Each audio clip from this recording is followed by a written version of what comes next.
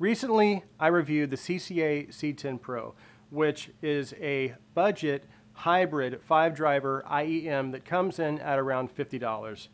This is the KZ ZAX, which is also a hybrid budget IEM, but this one has 8 drivers per side and it comes in at around $60. So only about $10 more, but you get 3 extra drivers per ear.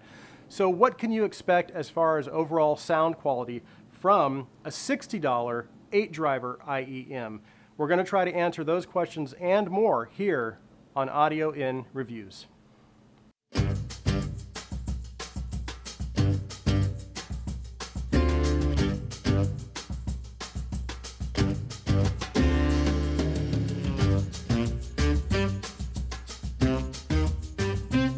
Okay, so let's go over the specifications, design, build, fit, and isolation of the KZ ZAX. This is a hybrid IEM and it has 8 drivers, so it's a lot of drivers for the price. It's got 7 balanced armature drivers for the mids and the highs, and then it has a dynamic driver, which you can kind of see there, that handles the bass.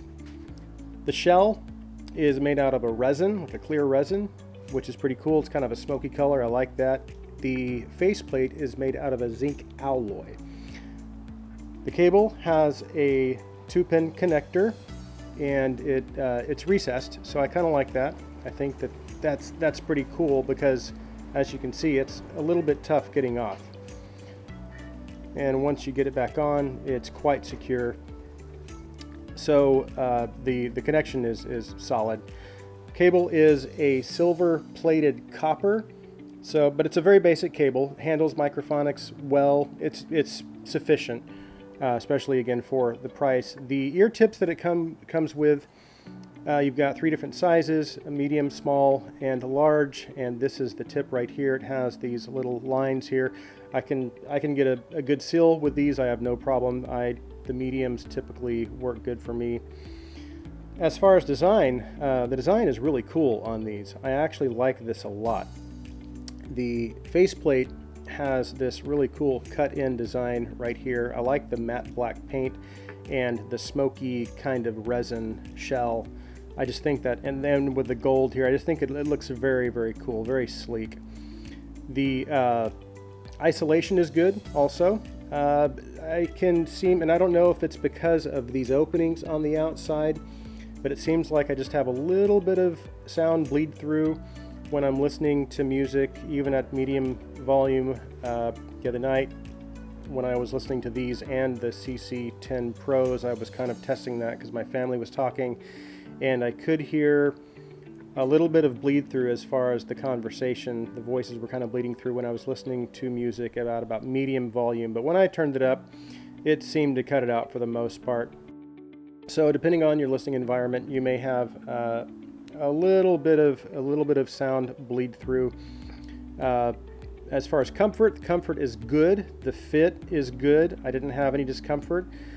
This is the same cable that they use on the CC10 Pro, and it has this angle right here on the 2-pin connector that, for me, at first, again, I was having some discomfort, but I was able to find an angle where tilted slightly forward where I could still maintain a seal, and this didn't bother my ear.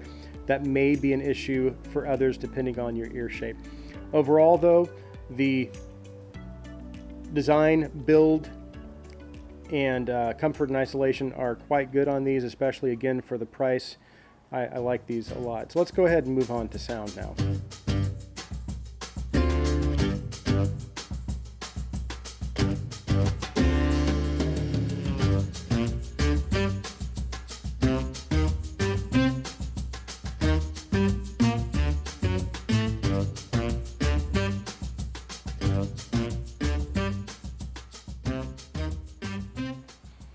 Okay, so let's talk about the sound of the KZ ZAX.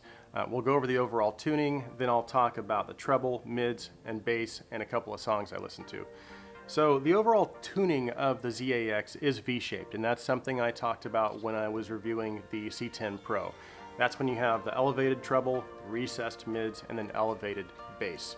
So if you look a little bit closer at the treble, I was able to find a graph, and there is a 10K peak. That frequency is probably the loudest frequency on the graph.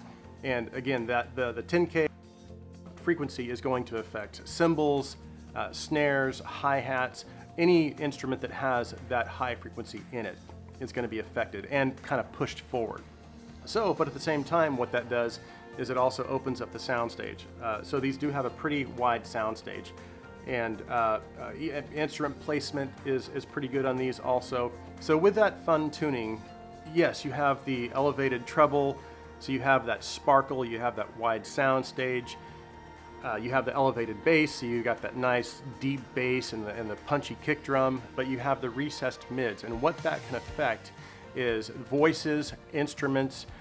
So for example, a voice, if you have a male vocal that has maybe a deeper kind of tone, that depth can be missing. A snare that might be tuned a little deeper, you might not have that full deep sound of that snare fully represented. Maybe some synthesizers or keyboards that have that middle warm kind of tone to it, that might be missing. So when you have the recessed mids, again, what that can do is kind of take away from some of the fullness of the sound of certain instruments. And it can also pull the instruments kind of back away from you. So there was a song, and I've talked about this song before, by Hans Theesink that's called Missing You. And he's got a really rich, deep tone to his voice. And the way they record it, it's kind of in your face. So that was one thing I was listening to with these, and you could definitely tell that richness was kind of missing. That depth and deep warmth to his voice was kind of missing. There was another song I was listening to by Repercussion Unit, and the sound of the snare is supposed to have a little bit of a deeper sound to it, and I could definitely tell that the overall sound of the snare was just a little shallow. It didn't have that deep sound to it.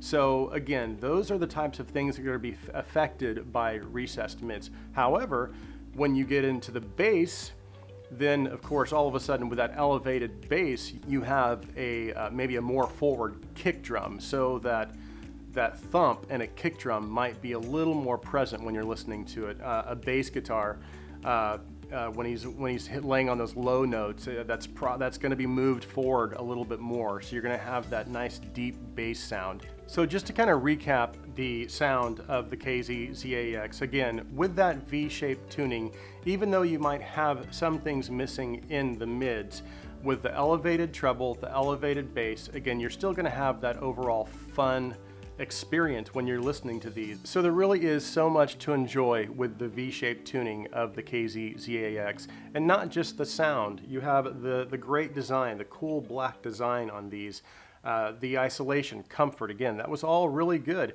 and for that price you just can't beat it. So great job, KZ.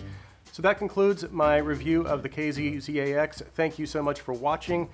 Please subscribe, like, and share this video. Have a great day.